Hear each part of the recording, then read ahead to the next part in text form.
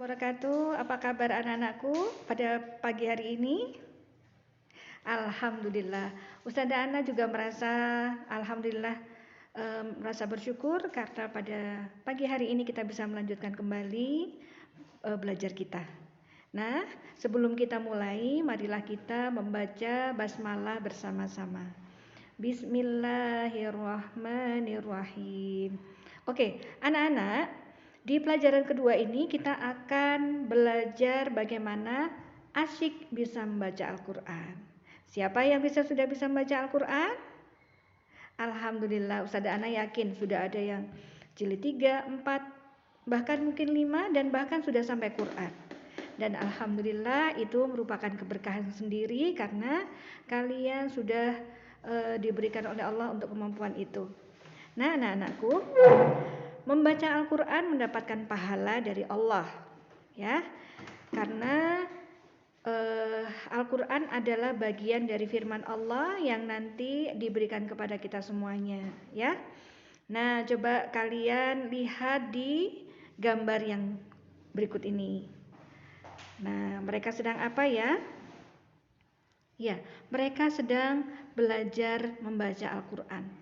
Alhamdulillah anak-anak, kalian semuanya di sekolah sudah ada belajar bagaimana mengaji dengan metode wafa.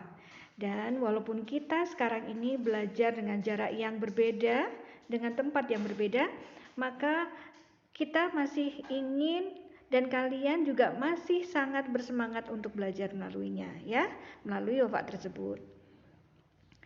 Nah, sebelum kita belajar berikutnya, coba sekarang kita ingin melafalkan surat An-Nas, ya.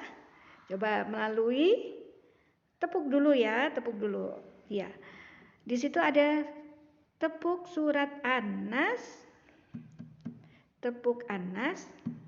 Nama surat An-Nas. Artinya manusia. Jumlahnya 6 ayat. Diturunkan di Mekah. Nah, kalian sudah bisa kan surat An-Nas? Wah, pasti sudah gencil, ya kan? Surat An-Nas itu pendek, hanya 5 ayat. Dan termasuk surat Makkiyah karena diturunkan di kota Mekah. Nah, kalian sudah hafal kan? Sudah dong. Nah, yuk. Sekarang kita coba membaca bersama-sama ya. Yuk. Bismillahirrahmanirrahim. Qul a'udzu birabbin nas, malikin nas, ilahin nas, min syarril waswasil khannas, alladzi yuwaswisu fi sudurin nas, minal jinnati wan nas. Sadaqallahul azim. Ya. Anak-anak, surat An-Nas ini pasti sudah sering kalian hafalkan, kalian baca hampir setiap hari ketika kita membaca doa Al-Ma'surat. Nah, jadi dari situlah kalian pasti akan hafal dengan sendirinya dan sudah di luar kepala. Tapi yang perlu diingat bahwa membaca surat An-Nas ini pun tidak boleh terlalu cepat ataupun terlalu lambat. Tapi berusahalah untuk tartil, ya. Nah, di sini ada seorang anak yang sedang menghafalkan surat An-Nas sendiri. Coba lihat, mereka percaya diri, ya kan? Mereka percaya diri dan mampu bahwa aku bisa membaca surat An-Nas dan hafal dengan baik dengan tartil. Kalian pasti juga bisa kan? Iya. Nih, surat An-Nas ayat pertama sampai ke-5, ya. Sampai ke-6, ya.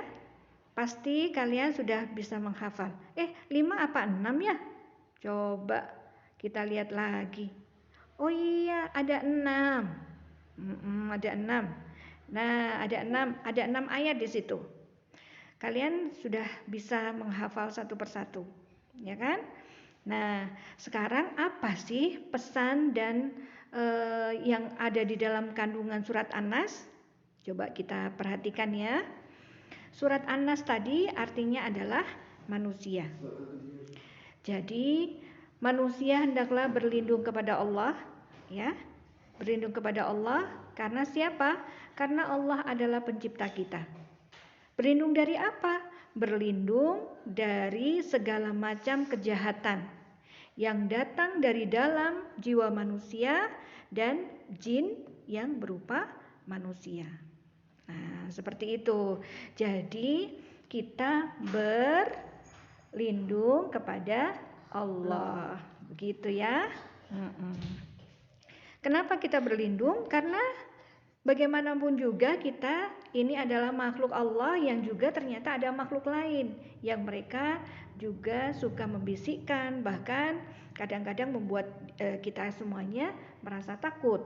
Tapi ketika kita berlindung kepada Allah, maka rasa takut itu tidak akan ada pada diri kita dan kita terlindung dari semua itu, ya. Nah, coba di situ ada sikapku, aku selalu memohon perlindungan kepada Allah dengan berdoa selalu seperti ketika sakit dan ketakutan. Ya, kemudian sebutkan tadi pesan-pesan dari surat An-Nas. Ya kan? Kalian sudah hafal bukan? Iya. Dan kemudian coba kalian jawab dari dengan dalam hati, jawablah dari dalam hati kalian. Coba, aku berdoa ketika aku takut. Apakah kalian berdoa? Nah, anak-anak, sering sekali ketika kalian ingin masuk kamar mandi, kalian merasa takut. Maka sebelum masuk kamar mandi, bacalah basmalah. Karena basmalah akan terhindarkan dari kalian dari rasa takut. Nah, kemudian aku berdoa ketika sakit. Kalau kita sakit, maka kita berdoa kepada Allah. Ya kan? Doanya bagaimana? Ada yang tahu?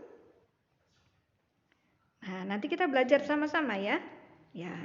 Kemudian kita mohon kepada Allah. Doa itu apakah dengan bahasa Arab? Tidak. Bahasa Indonesia pun bisa. Ya Allah, sembuhkanlah diriku. Ya Allah, sembuhkanlah diriku. Membaca Al-Fatihah, kemudian membaca 3 surat Qul, kemudian kita usapkan di seluruh badan kita, maka insya Allah kita akan terhindar dari rasa sakit. Dan bahkan pegang apa yang kita merasa sakit, maka doalah, ya Allah, sembuhkanlah aku. Ya, seperti itu. Oke, aku selalu jujur karena Allah Subhanahu wa taala suka anak yang jujur. Jadi jujur ya. Jujur adalah seperti halnya Nabi Muhammad SAW. Dia adalah seorang yang disebut dengan Al-Amin karena kejujurannya. Oke, berikutnya. Lafal huruf hijaiyah bersambung.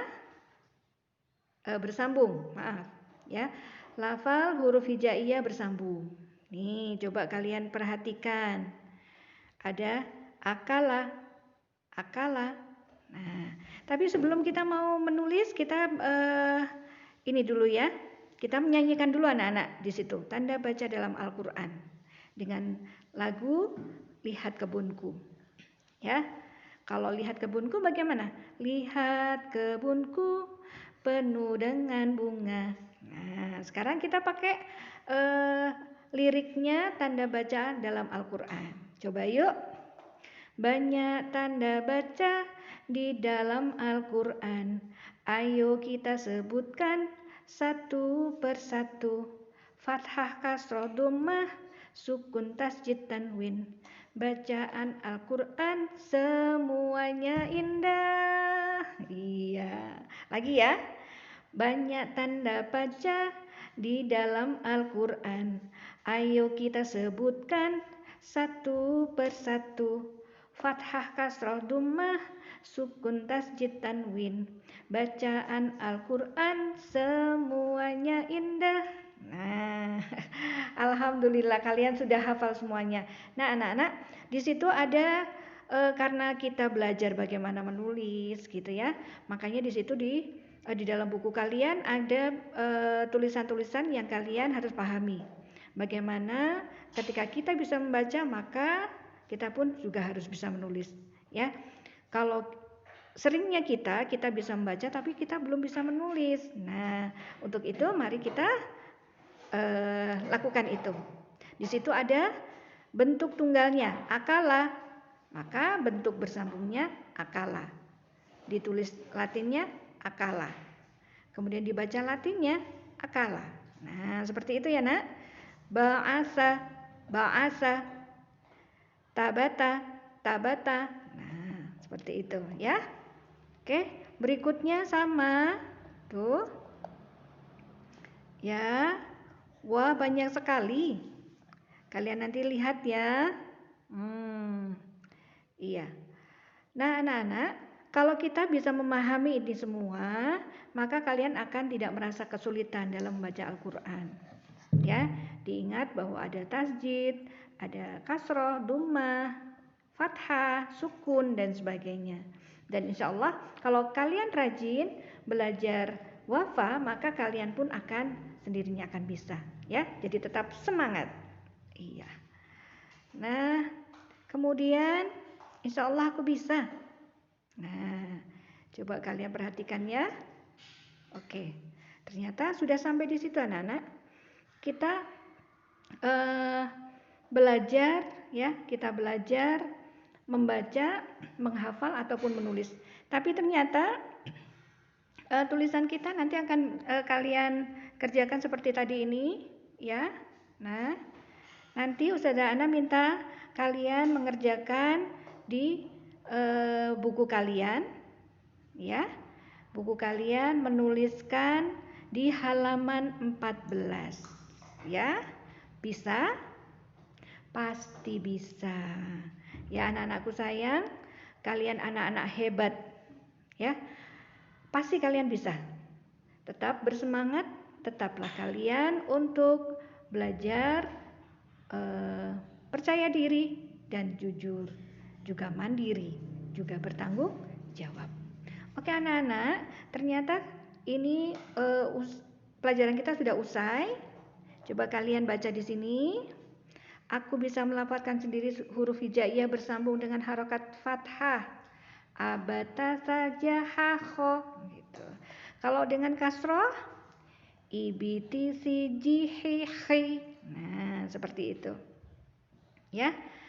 Bisa anak-anakku sayang, kalian anak-anak hebat. Jadi, kalian pasti bisa. Untuk hari ini kita cukupkan di sini. Jangan lupa tugasnya di halaman 13. Halaman 14 maksud Ustazah. Kalian kerjakan ya dengan semangat.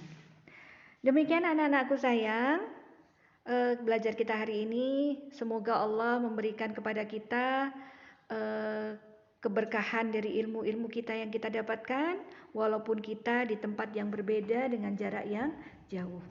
Demikian anak-anak, marilah kita tutup ya belajar kita hari ini dengan membaca hamdalah. Alhamdulillahirabbil alamin. Dan astaghfirullahalazim. Subhanakallahumma wa bihamdika asyhadu alla ilaha illa anta astaghfiruka wa atubu ilaik. Kurang lebihnya mohon maaf dari Ustazah. Semoga kita dipertemukan kembali. Jangan lupa jadilah anak yang selalu berbuat kebaikan. Hormati ayah bunda kalian. Sayangi kakak adik kalian dan jagalah lingkungan dan jagalah kebersihan.